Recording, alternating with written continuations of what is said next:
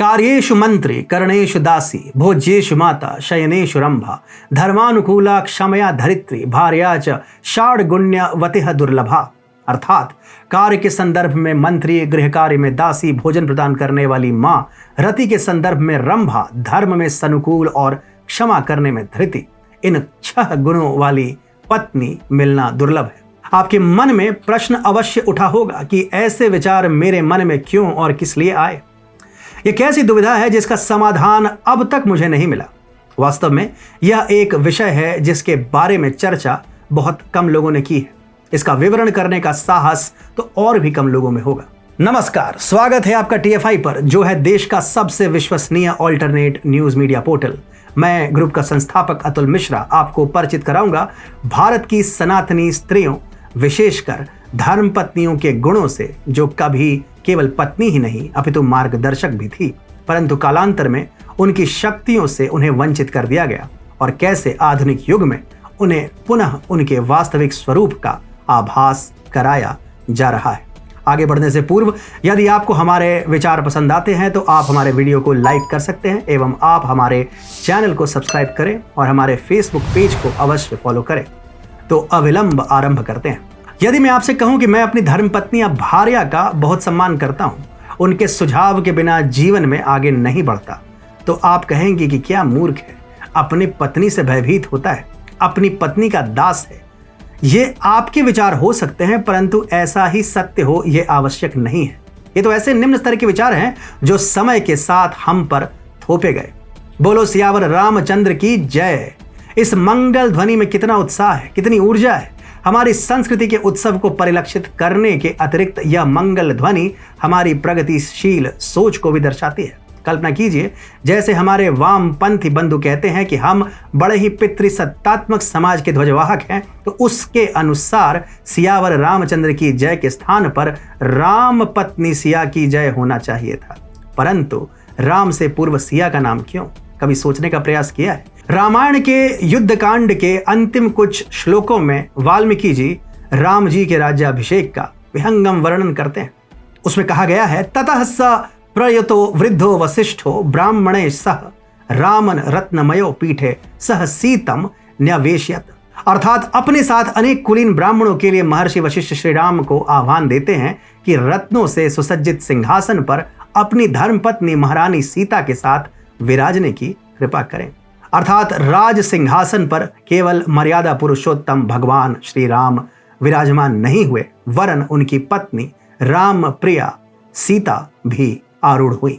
जो कहते हैं कि युगों युगों से भारत में स्त्रियों का शोषण होता आ रहा है, उन्होंने कदाचित हमारे इतिहास को ठीक से पढ़ने का कष्ट नहीं किया है। उन्होंने उतना ही पढ़ा है जितना उनके यूरोपीय स्वामियों ने निर्देश दिया, अन्यथा उतना ही पढ़ा जितना देवदत्त पटनायक जैसे महामूर्ख स्वघोषित एक्सपर्ट्स ने बताया। प्राचीन भारत में स्त्री का जब विवाह होता था तो वह केवल पत्नी नहीं होती थी, उसे वामांगी कहा जाता था। वामांगी अर्थात पति के शरीर के बाएं हिस्से की अधिष्ठात्री। इसके अलावा पत्नी को पति की अर्धांगिनी भी कहा जाता है। इसका अर्थ है पत्नी पति के शरीर का आधा अंग होती है। दोनों शब्दों का सार एक ही है कि पत्नी के बिना पति अधूरा है। भाई, हमारा भारत वो देश है जहां प्रेम विवाह तक शास्त्रों में गंधर्व विवाह के रूप में स्वीकार्य है, और उसी के स्वरूप एक पुत्र के नाम पर हमारे देश का नाम भी पड़ा है। कभी अभिज्ञान शाकुंतलम पढ़ने की कृपा कीजिए, और अभी तो हमने विवाह के अनेक प्रकारों पर प्रकाश भी नहीं डाला है। हमारे प्राचीन इतिहास में अगर युद्ध लड़े गए तो क्षेत्र और सीमा विस्तार करने के लिए तो लड़े ही गए, परंतु स्त्री के सम्मान की रक्षा हेतु भी लड़े गए। इतिहास साक्षी है कि रामायण और महाभारत केवल इसलिए हुई थी क्योंकि बात स्त्री और पत्नी के सम्मान की थी। यदि सीता माता का हरण न हुआ होता, द्रौपदी का भरी सभा में अपमान न हुआ होता, तो श्री राम और श्री कृष्ण सहित पांडवों को क्या पड़ी थी कि वो युद्ध में कूद पड़ते। परंतु रामायण में युद्ध रावण ने प्रारंभ किया था जब उसने वासना पूर्ति हेतु माता सीता का हरण किया था। शूर्पणखा के अपमान का प्रतिशोध तो मात्र छलावा था। वास्तव में उसे श्री राम के समक्ष शक्ति प्रदर्शन जो करना था, परंतु वह भी भूल गया कि वह किससे स्पर्धा मोल ले रहा है। जिस अजगव को उठाने में महारथियों के प्राण निकल जाएं, उसे खेल खेल में उठाने वाली जानकी के हृदय में अपना स्थान बनाने वाले श्री राम को चुनौती दी थी रावण ने।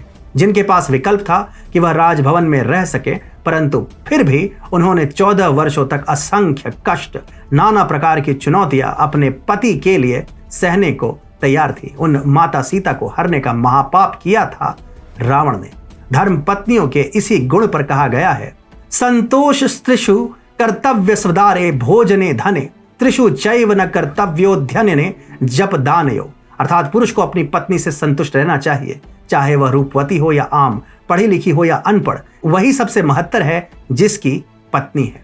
महादेव को ही देख लीजिए, जो त्रिदेव में सबसे शक्तिशाली और सबसे प्रभावशाली है, जिनके क्रोध से स्वयं नारायण और ब्रह्मदेव तक भयभीत हो जाते हैं। वे महादेव मान किसको देते हैं? शक्ति शिवानी मां भगवती को, जिन्हें हम पार्वती या महागौरी के नाम से भी जानते हैं। जब भोलेनाथ के अपमान पर देवी सती ने अपने देह का त्याग किया था, तो भगवान शिव ने जो तांडव किया था वो किस लिए था? अपनी पत्नी को न्याय दिलाने के लिए, ताकि किसी अन्य दुष्ट में यह साहस न हो कि किसी स्त्री के साथ ऐसा अन्याय कर सके। और ये काल से भी पूर्व काल की बात थी। यदि भगवान विष्णु ने उनका क्रोध शांत न कराया होता, तो उनके असीमित क्रोध ने क्या त्राहिमाम मचाया होता, इसकी कल्पना नहीं की जा सकती। इसीलिए काशी में भी यह मंत्रोच्चार होता रहता है, ओम नमो पार्वते पतये हर हर महादेव। अब सोचिए, महाभारत किस लिए लड़ी गई थी? द्रौपदी के अपमान का प्रतिशोध लेने के लिए। जब द्रौपदी के वस्त्रहरण और तत्पश्चात पांडवों के वनगमन का समय आया, तब पता है पांडवों ने क्या किया? पांडुपुत्र भीम ने प्रतिज्ञा ली थी कि जब तक वह दुशासन की छाती फाड़कर उसका लहू नहीं पीता, जब तक वह दुर्योधन की उस जांघ का नाश नहीं करता जिस पर उसने द्रौपदी को बैठने का निमंत्रण दिया था, तब तक वह शांत नहीं रहेगा। क्या भीम ने ऐसा अपने बाहुबल के प्रदर्शन के लिए किया था? क्या उन्होंने अपने पुरुषत्व की पूर्ति के लिए ऐसा किया था? भीम ने ऐसा अपने पत्नी के अपमान के प्रतिशोध के लिए किया था, क्योंकि पांडवों को समझ में आ गया था कि द्रौपदी को अपमानित कर कौरव उन्हें क्या संदेश देना चाहते थे। पांडवों की और भी पत्नियां थी, परंतु द्रौपदी केवल रूपवती ही नहीं, गुणवती भी थी। वो पांडवों की पटरानी भी थी, जिनका अपमान कर वे उनके अभिमान को धूल में मिला सकते थे। अब आप स्वयं बताइए कि यह कौन सी पितृसत्तात्मक विचारधारा का प्रतिबिंब है? तभी कहते हैं, सा भार्या या शुचिदक्षा, सा भार्या या पतिव्रता, सा भार्या या पतिप्रीता, सा भार्या सत्यवादिनी। अर्थात वह शुद्ध और फलदायी साथी है। यह वह महिला है जो गुणी है। एक महिला जो अपने पति से प्रेम करती है, वह महिला है जो अपने पति को सत्य बताती है। अब आते हैं मध्यवर्ती इतिहास पर। आधुनिक शास्त्रों के अनुसार हमें अरब शाही और तुर्क शाही ने बहुत लूटा। वहीं से भारत की विनाश की नींव भी प्रारंभ हुई, परंतु यह भी अर्ध सत्य है। इस समय भी हमारे समाज में महिलाओं का सम्मान कभी भी कम नहीं हुआ, विशेषकर पत्नियों का तो बिल्कुल नहीं। देवसेना को छोड़िए, राजकुमारी कुंडबाई की कथा पढ़ी है? यदि नहीं तो आप इतिहास के एक महत्वपूर्ण भाग से अभी भी दूर हैं। राजकुमारी कुंडबाई प्रतिव्रता भी थी और नीति निर्माण में अति कुशल भी थी। इन्होंने अपने भ्राता अरुलमोई वर्मन को इस योग्य बनाया कि आज इतिहास उन्हें चोल साम्राज्य के विख्यात सम्राट राजा राज चोल प्रथम के नाम से जानते हैं। जब अरबी आक्रांताओं ने भारतवर्ष पर आक्रमण किया, तो भारत के योद्धाओं ने प्रतिघात किस लिए किया था? बाहुबल के लिए, सत्ता के लिए, भूमि के लिए? यह सब कुछ कारण हो सकते हैं, परंतु सबसे महत्वपूर्ण कारण था स्त्रियों का सम्मान। जो किसी की अर्धांगिनी का सम्मान न कर सके, वो हमारी धरती पर रहने योग्य नहीं। इसलिए वीर सम्राट नागभट्ट से लेकर वीर सम्राट ललितादित्य मुक्तपीड़, सम्राट दांति दुर्ग एवं सम्राट काल भोजादित्य अथवा बप्पा रावल जैसे शूरवीरों का उद्भव हुआ, जिन्होंने असंख्य स्त्रियों के मान हेतु दुर्दांत आक्रांताओं से दो हाथ किए एवं लगभग 3 शताब्दी तक किसी में साहस नहीं था कि हमारी मातृभूमि की ओर आंख उठाकर भी देख सके। परंतु ऐसा क्या हुआ जिसके कारण भारत की यह प्रगतिशील पराक्रमी भावना कहीं धूमिल सी हो गई? निरंतर आक्रमण और तत्पश्चात समायोजन के कारण हमारे समाज में महिलाओं का सम्मान निरंतर कम होता गया। कभी जिन्हें सम्मान पद दिया जाता था, जिनके विचार बिना कोई कार्य नहीं होता था, उन्हें घूंघट, जौहर जैसे अपमान से दो चार होना पड़ा। और अभी अगर औरंगजेब के बारे में उल्लेख करें तो पुस्तकें कम पड़ जाएंगी। ये सब हमारी रीति न कभी थी न कभी होनी चाहिए, परंतु ये हम पर थोपा गया, जिसमें मुगलों की महत्वपूर्ण भूमिका थी। नवविवाहित या अविवाहित तो छोड़िए, ये विधवा स्त्री तक को गिद्ध की दृष्टि से देखते थे। जिस जलालुद्दीन मोहम्मद अकबर को अकबर महान कहते हैं, उसने तो फरमान जारी किया था कि जो भी कन्या बिना घूंघट बिना हिजाब दिखी उसे अविलंब वेश्या घोषित कर दिया जाए। अभी तो हमने ब्रिटिश शासकों के कर्म कांडों पर प्रकाश भी नहीं डाला है, जो महिलाओं को महिला कम और निर्जीव वस्तु अधिक समझते थे, जिन्होंने केरल जैसे अति प्रगतिशील प्रांत को सांप्रदायिकता और हिंसा का समागम बनाया हो। उनके बारे में जितना भी बोले उतना ही कम पड़ेगा।